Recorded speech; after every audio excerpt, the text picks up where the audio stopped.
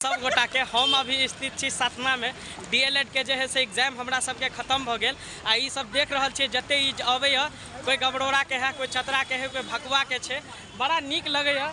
और अहाँ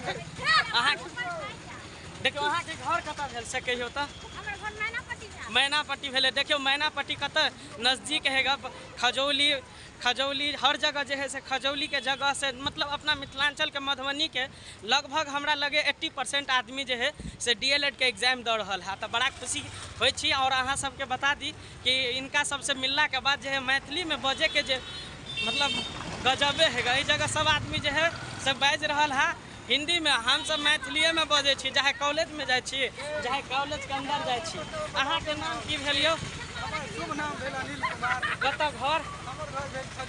खजौली। देखियो खजौली के भाई साहब मिल गए। हाँ देखियो दुनू गोरा के हाँ वायरल